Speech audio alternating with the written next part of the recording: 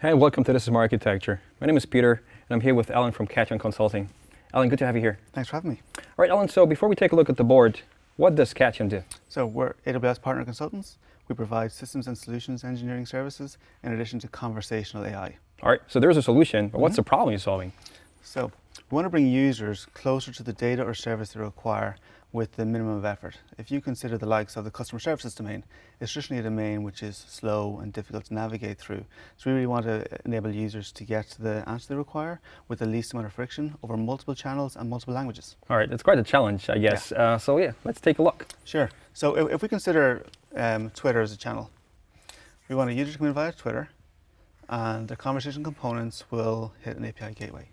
We will then forward that to a Lambda proxy, which will handle the likes of language translation and conversation flow.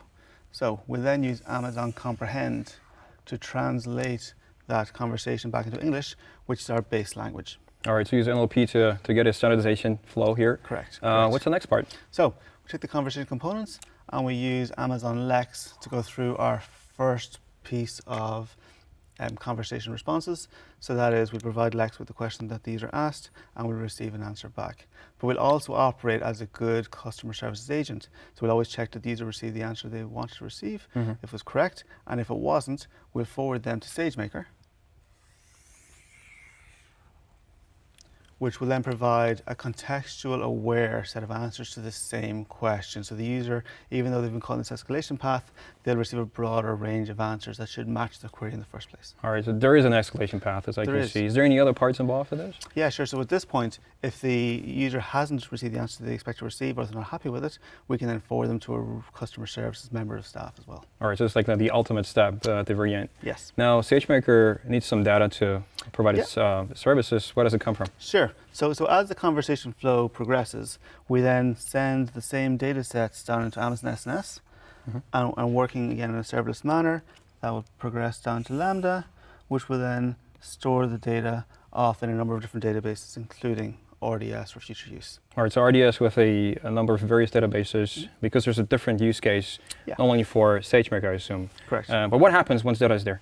Sure. So once the data is there, it's leveraged by a team lead in a process that we call corrections and approvals. So if you consider a customer services member of staff, that member of staff is brought on board and trained, but they're also monitored and corrected.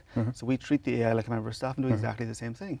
So using an interface, the team lead can monitor the AI's progress by pulling data from Elasticsearch, which is also fed from this Lambda, and from RDS, and determine whether, based on specific conversation elements, the AI has behaved as they should have behaved. And if they haven't behaved, they can advise the AI on what it should have responded with.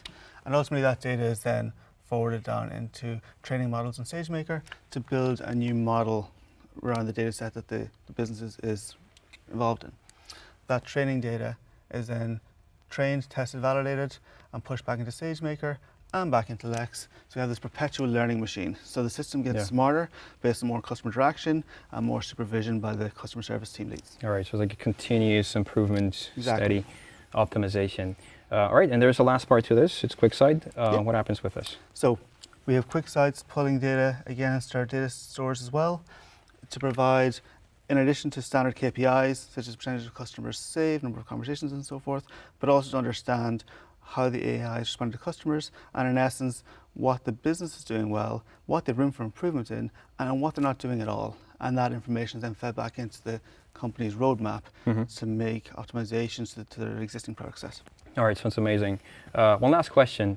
I assume there's a lot of conversations going through the entire system. So what's the load that you're coping with? Sure. So the system is 100% serverless, and we're handling hundreds of thousands of conversations a month. All right, sounds interesting. All right, Alan, thank you very much for sharing this. And thanks for watching This is My Architecture.